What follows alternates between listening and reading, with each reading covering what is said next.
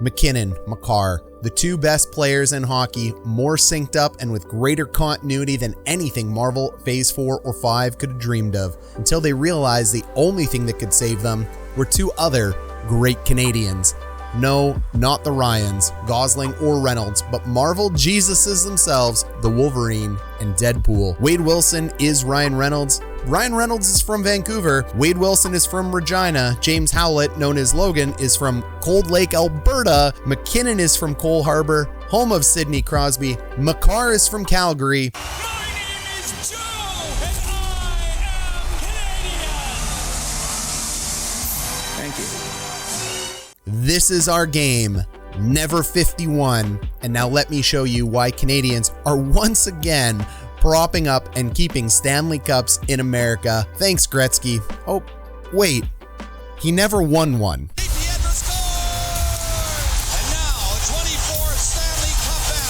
I'm sorry, this joke and intro and bit went on way too long.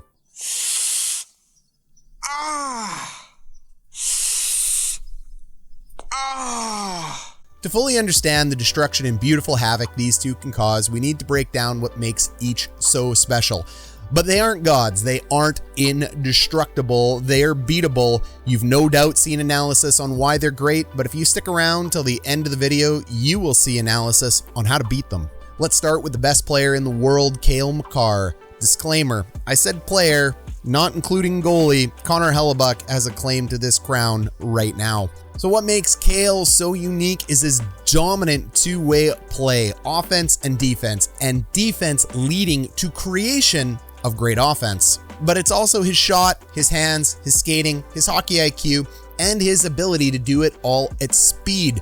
But speed that almost looks slow, like he's found a way to slow everyone and everything else down around him. Here we see a great example of Makar creating time and space. The defensive structure collapsed to the net, and the respect they give him is way too high. This gives Makar too much time and space, and we see a great example of his ability to skate laterally and his decision-making ability to realize he can shoot top corner. OMG, coach, a player shot to score and hit the top corner. Please, tell us more. Well, I'm glad you asked. Defensemen will normally shoot a low shot, snapper, or wrister, usually unlikely to be a slap shot these days in 2025, and they will shoot for anything but the top corner. They will shoot for deflections, they will shoot for butts, they will shoot for sticks, they will shoot for rebounds off the boards, they will shoot for anything but the opportunity to actually score. Hockey's a lucky game. The defensemen know this. They innately shoot to produce that luck, and it ends up generating more goals because if a goalie can't see it, they can't stop it. Next, we see his ability to score on the rush, and for this, we can cite Hockey Tactics 2025, where we see MacKinnon's speed and ability to push defenders back behind their blue line creates time and space, while Makar gets lost creeping in late. The link is below in the video description if you want to support this channel and Coach Ryan D and nerd out on more hockey content. That link is down below. You can get that book. It is over 300 pages of sheer hockey nerdom. So go ahead and increase your knowledge more by sticking tuned to this channel, subscribing, liking, and grabbing that book down below. Great handle of the English language, coach, as always. The more you can push defenders deep into your zone, the more room you have and the higher likelihood you can develop a scoring chance where you pass across the Royal Road or use a screenshot the goalie can't see. It's the defender's job to create proper gap and to try and step up before the blue line to force more dump-ins than Rod Brindamore asked from Mikko Rantanen when he joined the Carolina Hurricanes. Hi, I'm Mikko, and I'm not going to play for you. I'm actually only going to play for 4 teams, and this isn't one of them. So this is what makes MacKinnon so deadly. His speed, his hands, his size, and ability to do it all with his heads up. Also known as changing direction laterally really fast with a puck, pushes defenders back to create time and space. We go backwards in the clip we just saw to see Makar get lost as MacKinnon is pushing forward. The Oilers use instant back pressure on Nathan MacKinnon as he is carrying the puck into their zone. It used to be called back checking, but for some reason, somebody decided to call it back pressure. So yeah, now it's back pressure. Nice try, Diddy. Feel free to use back checking all you want. The Oilers have lost Makar get caught puck watching with support against MacKinnon, but Nate has not lost Cale. He knows Timmy's in the well. He knows the noodles are in the pot and they're boiling. Here comes Makar late. The puck crosses the Royal Road.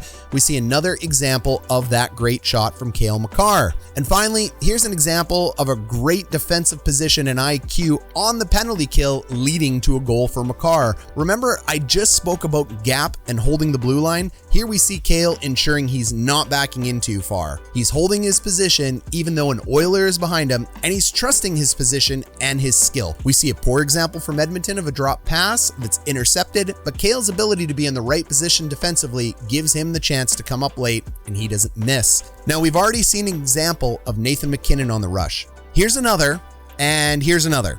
His ability in the offensive zone without the rush also add to his game. Here we see a great example of going low to high, changing the angle of attack and widening the zone. Widening the zone is a top-rated offensive maneuver. When an offensive player spreads out defenders in a larger area, it creates more time and space for scoring. While at the same time, defenders are trying to cut off players and keep them in small, tight spaces. This is simply the entire offensive zone explained. Offense, get wide, get long. Defensive, keep them short and in tight spaces, all with the goal of both teams creating 2-on-1s all over the ice. Here we see MacKinnon's elite shot after going low to high, changing the goalie's angle going to the net. Team Canada again creating that width and space in the offensive zone gives MacKinnon the ability to transition to a quick shot on a weird angle, and if it wasn't for Jacob Slavin, Crosby buries that goal. And it's that quick shot ability and ability to play with speed and power combined with Makar's superpower of slowing down the rest of the ice, along with doing the right things both offensively and defensively, which makes this pair so deadly. And why they are not Batman and Robin. They are the ultimate regenerative mutants of Wolverine and Deadpool. Adamantium and katana swords. Coach, you're trailing. Move on. Let's go. Keep it going. So how do you beat them? The answer's never simple when it's elite talent, but Makar still does have a hole in his game that most offensive defensemen have, and that's his belief in his skill to the point where he doesn't always take a direct route to the puck and gets caught being cute, especially by north-south, no-nonsense players like Brady Tkachuk. I take that back. The man looks like a human toe on top of a body, and he is nothing but nonsense. But damn, he's a really good hockey player. The puck is rimmed around the wall and a set play by Team USA. We see Makar here outside and not in between Tkachuk and his goalie. Here Makar is looking for a quick stick lift and thinking about scoring. Yes, from the defensive zone. Tkachuk exploits it, takes a straight line to the puck. Makar is out of defensive position here by his own doing, and it leads to confusion from Canada and a USA goal. But at least the good guys still won. Here's another example. Leafs flip it in. Makar decides to try the outside position stick lift again. No good. Defensemen need to stay between the man and the puck most times in their own zone. This rule's actually become very gray now, but if you stay tuned to this channel, you'll learn these little nuances. And Makar and MacKinnon are just as vulnerable to zone width as well. We're all vulnerable to width, aren't we? It's a team game, and the tactics we just spoke about are present here against these two as well. The puck is rimmed around the boards on a set play. Makar gets lost on the reverse behind the net. USA comes in late and beats Canada for a goal. Oilers, same thing. Different, but still same. We see 3 changes of direction on the cycle. Makar gets caught changing on the backside, as he tends to, allowing McDavid to exploit the minor mistake and find the room for a shot. Finally, the same thing here with MacKinnon. He's caught playing F2 as Crosby is holding down the F1 or center role. All right, final explainer, I swear, but people tend to come to this channel, I'm told in the comments, to learn about the game of hockey. So let me know down below if you like these little interruption explanations. F1, F2, and F3 simply denote forwards at different points on the ice, where F1 is the first player to enter the zone, whether that be the offensive, defensive, or neutral zone. We no longer hold positions like center, left wing, and right wing. The game is way too fast, and our role as forwards is to fill time and space. So realistically, positions are just for face-offs or set plays. In the moving game of hockey, we have to make sure that someone with a right-handed shot can play on the left side, vice versa. If you're the first guy in the zone, you play down below, taking up the center role. If you're the third guy in the zone, you're playing up a little higher, covering the defenseman. So when you hear F1, F2, F3, don't get super confused. Center, left wing, right wing, those are kind of old terms. Just remember, first forward in the zone, second forward, third forward in the zone.